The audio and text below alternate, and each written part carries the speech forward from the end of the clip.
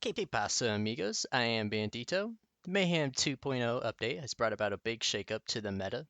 Notably, the Yellow Cake has quickly surged to being one of the best boss killing weapons. However, this is the basic bitch launcher. One might say a Mary Sue as well.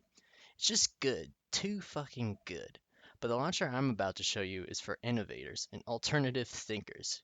It might not slap as hard as a yellow cake, however, it is still a beastly hunk of metal and it's way cooler than that urine sponge. The launcher I am speaking of is the Plague Bearer. Now, like the Yellow Cake, it was brought in with the Mayhem 2.0 update, and like every gun in the update, except for the Grease Trap, it dominates the competition. Gearbox essentially said, "Hey, you like the Scourge?" And we were like, Yeah?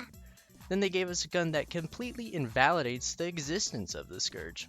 Now, like the Scourge, the launcher shoots a main projectile from around which rockets fly off and track down enemies. The Plague Bearer holds a massive advantage in the amount of damage that it does compared to the Scourge. Plague Bearer also creates a singularity that works maybe 1 in 20 times, but you can get some funny shit to happen with that singularity. I wish I was recording the moment when I was using the Plague Bearer and it sent the top half of Wotan flying straight into the ground.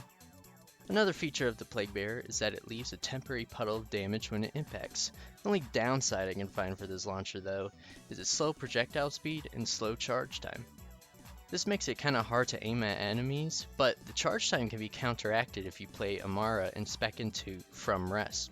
However, the far and beyond best aspect of the Plague Bearer is the fact that it still releases projectile even after it has impacted. This allows the user to target badass or tankier targets, inflict heavy damage with the main projectile, possibly suck in other mobs, and then from the target that was hit, release a plague of rockets.